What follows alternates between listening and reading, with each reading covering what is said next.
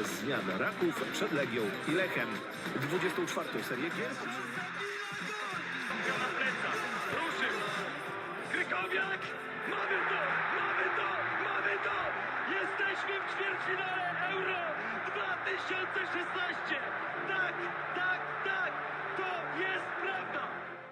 Et salut à toutes et à tous, bienvenue sur votre podcast 100% foot polonais, 2 semaines avant la reprise, mais nous sommes là une nouvelle fois et ce soir pour m'accompagner autour de la table, ils sont deux. Mon premier invité du comité des Yo, Atlar Poisonnier Ferrat sur X. Yo, comment ça va? Salut à toutes et à tous, ça va super. Ravi de vous retrouver pour cette nouvelle année. Bonne année à vous toutes et à vous tous. Et mon deuxième invité a trouvé la room pour se connecter et on l'en félicite, c'est Louis, Zagwambie Loubinefer sur X. Louis, comment ça va? Eh bien bonsoir, ça va très bien. J'espère que la nouvelle année vous apportera tous du bonheur avec votre famille et vos amis. Puis j'espère que les fêtes de fin d'année se sont bien passées pour tout le monde. Mais ouais, très heureux de vous retrouver pour un petit podcast. Et oui, ce soir, on va parler des amitiés entre groupes ultra polonais, puisque notre compte est très connu pour relayer notamment tout ce qui est pyro en tribune, les amitiés et les inimitiés aussi entre les groupes de supporters. Donc on s'est dit que ce soir, on allait en parler, puisque on montre beaucoup ça, mais on n'explique pas souvent ce qui se cache derrière. Et Yo, tu vas démarrer tout de suite avec une première amitié, et aux surprises, elle contiendra le Lech Poznań. Et oui, en effet, aux surprises, on va parler de la meilleure amitié, j'ai envie de dire, de Pologne. Celle qu'on appelle la Grande Triade, donc composée du Lech Poznań, du Cracovia et de l'Arka Gdynia. Donc c'est une ancienne amitié qui date des années 90. De base, ça part de rivalités plutôt régionales et de querelles historiques. Donc les clubs partagent des ennemis locaux. Donc pour le Lech, ce sera le Legia. Pour le Cracovia, ce sera évidemment le Wisła Kraków. Et pour l'Arka, ce sera le Lechia Gdańsk. Et donc cette opposition commune à des adversaires puissants a favorisé le rapprochement entre les trois clubs, donc Lech, Cracovia, Arka. Et l'alliance donc se repose sur des valeurs partagées par les groupes ultras, donc la loyauté, la solidarité face à l'adversité surtout.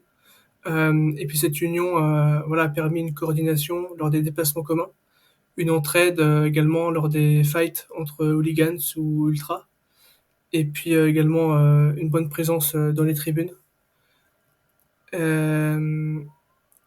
donc il y a toutefois eu quelques tensions au fil des ans.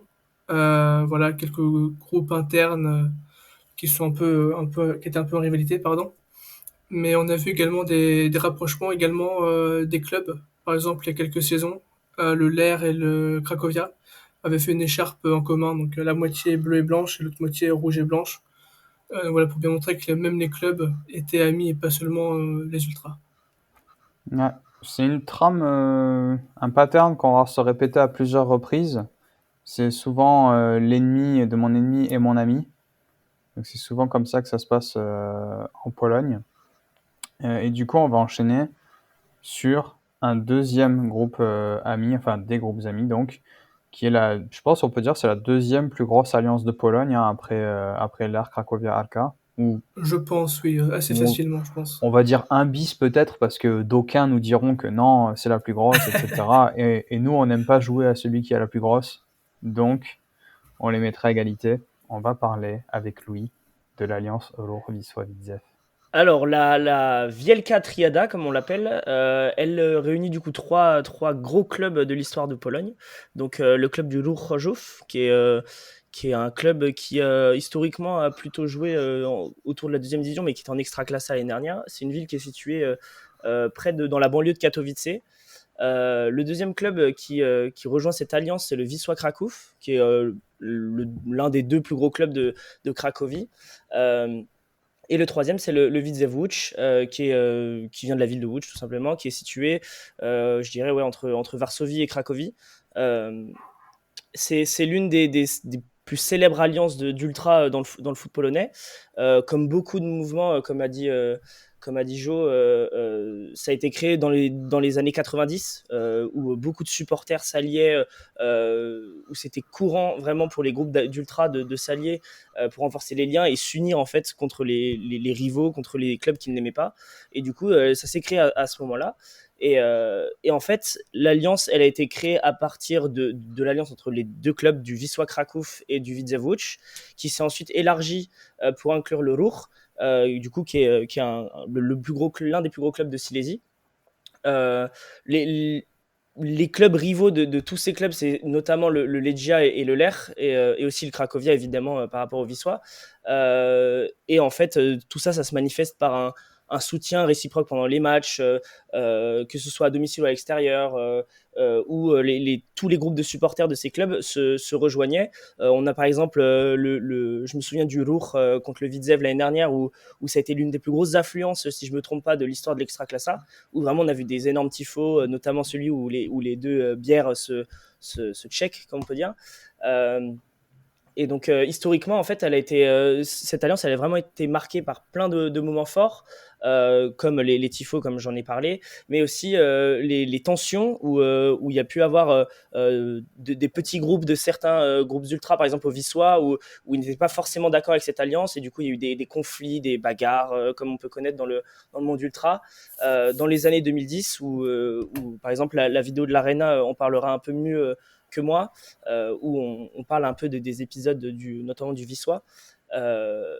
Et ouais, dans les années 2010, il y a eu beaucoup de tensions, mais l'alliance est toujours restée telle qu'elle aujourd'hui, et c'est notamment l'une des plus connues, avec les plus gros tifos, les plus belles ambiances, etc. Elle vient de cette alliance, et voilà.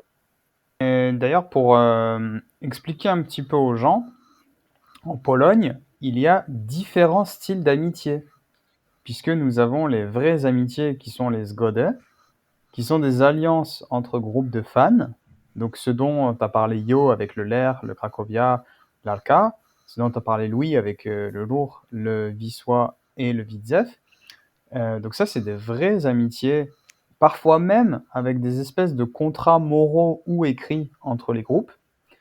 Il y a aussi des pactes, en fait, qui sont des choses un petit peu plus provisoires. Donc ça, c'est ce qu'on appelle des układy, qui sont des accords de coopération temporaires, et qui sont donc des adages de base, l'ennemi de mon ennemi est mon ami, et qui plus tard peuvent se transformer évidemment en amitié durable.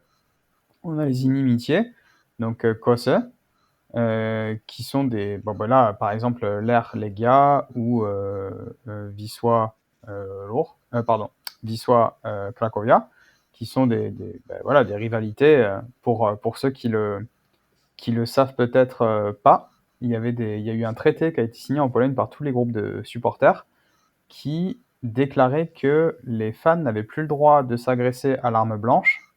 Les deux seuls groupes de fans qui ont refusé de signer, c'était le Cracovia et le Wisła. Donc ça, je pense que c'était en 2013, si j'ai bonne mémoire. Peut-être que quelqu'un qui s'en rappelle pourra corriger dans les commentaires. Il me semble que c'était 2013. Faut savoir donc que les stades du Cracovia et du Wisła ne sont séparés que par un parc. Donc s'ils restent avec l'envie de s'agresser à l'arme blanche, on voit tout à fait le genre d'inimitié que ça peut être, quoi. Et puis on a bien sûr les groupes neutres, hein, donc là tout le monde s'en fout, on s'en fout les uns des autres. Et moi je vais vous parler aussi d'une autre amitié qui est un peu moins connue. Enfin, elle est connue en Pologne, mais elle n'est pas forcément connue à travers l'Europe, je dirais. C'est le Śląsk et le Lechia. Donc c'est connu sous le nom du mecz przyjazny, donc qui est le match de l'amitié en fait, entre ces deux équipes. On a pu le voir d'ailleurs cette année déjà. Je sais plus quelle date c'était, mais je crois que c'était au mois d'octobre ou novembre qu'on a eu ce match-là. Donc la première chose à noter, c'est d'abord que c'est une des plus anciennes amitiés du football polonais. Donc elle remonte à 1977. Donc ça va bientôt faire 50 ans. Mais les premières relations datent même d'il y a presque 60 ans maintenant. Donc qu'est-ce qui s'est passé à l'origine ? Là, c'est pas une histoire d'ennemis et d'amis. C'est qu'à la base, les supporters du Śląsk se sont rendus dans le nord de la Pologne pour assister à un match contre Koszalin, qui est une ville... Koszalin, je pense, c'est à peu près à 5 heures de Gdansk. Donc, vous voyez, il n'y a pas grand rapport à la base, quoi. Mais en fait, Koszalin a des liens avec l'Alka, qui est donc le rival du Lechia Gdańsk. Ce qui fait que, du coup, le Lechia est venu plus ou moins aider le Śląsk dans ces déplacements-là, et ils sont devenus amis comme ça.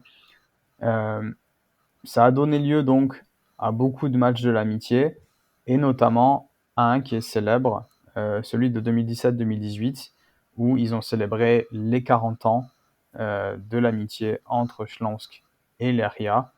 Donc amitié quasiment, je pense, il y en a peut-être une dont on va parler, il y en a une dont on va parler qui est aussi vieille que celle-là, mais ça reste dans les deux amitiés les plus vieilles de toute la Pologne. Et si vous voyez un match où tout le monde est en vert, il y a de fortes chances que ce soit Śląsk-Lechia ou Lechia-Śląsk. Messieurs, j'ai envie qu'on revienne sur quelque chose de plus traditionnel, on va dire. Encore un triumvirat. Qui veut s'y coller? On va repartir au sud de la Pologne, là. Eh ben, je peux y aller. Allez, vas-y, Yo. Et ben, du coup, on va parler du triumvirat de Haute-Silésie. Donc, entre le Górnik Zabrze, le GKS Katowice et le KS Rybnik. Donc, c'est des villes qui sont assez proches les unes des autres, hein. Donc, la Haute-Silésie, c'est là où on peut également trouver le Ruch par exemple. C'est dans ce coin-là. Donc, elle s'est également formée dans les années 90. Et puis, c'était surtout également c'est créé pour contrer les ennemis. Donc, ici, le Ruch, comme on disait, l'ennemi de mon ennemi est mon ami. Donc, c'est exactement ce qui s'est passé, puisqu'il y avait quand même une rivalité entre le Górnik Zabrze et le GKS Katowice. Mais malgré cela, les deux clubs, les Ultras, pardon, sont passés au-dessus de cette rivalité et se sont alliés pour faire face à l'ennemi commun, qui était donc le Ruch. Voilà, sur base, encore une fois, de respect mutuel, de loyauté envers les équipes et les supporters. Et puis également le KS Rybnik qui s'est ajouté. Donc c'est un club qu'on connaît moins. Il joue surtout dans les divisions inférieures. Mais voilà, par cette situation géographique et puis la même culture partagée par les Ultras, le club s'est donc joint à eux. Et donc voilà, ça symbolise la solidarité régionale, la défense des valeurs silésiennes surtout également. Euh, Parfois cette alliance peut être un peu contestée par des ultras plus radicaux, mais ça reste quand même voilà, un triumvirat emblématique du paysage polonais. Et on se rappelle, Maël, qui nous avait dit cette année sur le podcast qu'on avait Górnik GKS, qu'allait être une victoire du GKS à l'aller, une victoire du Górnik au retour, parce que voilà, les clubs sont amis. Et donc, ça dépassait même le cadre des fans, quoi. On va passer à la dernière, qui est qui est d'abord la meilleure, évidemment, hein, n'est-ce pas? Non, on va passer à la dernière qui est un cas extrêmement particulier parce que on vient de parler de Górnik GKS avec une amitié qui va plus loin que les fans. Là, on est carrément dans un partenariat entre les clubs à la suite de l'amitié entre les fans. Louis, si tu veux nous en parler un petit peu, on peut compléter hein, tous ensemble, il n'y a pas de souci. Moi, je pourrais donner mon témoignage perso aussi. Il s'agit de l'amitié entre le Legia Varsovie et le Zagłębie Sosnowiec. Ouais, c'est pas le même Zagłębie que moi, mais bon, je vais quand même en parler. Non, du coup, ouais, comme tu as dit, c'est une alliance un peu particulière parce que du coup, la base de cette alliance, elle remonte à la saison 73-74. Quand Sosnowiec luttait complètement pour éviter la relégation en deuxième division polonaise, enfin éviter de descendre de la première division plutôt.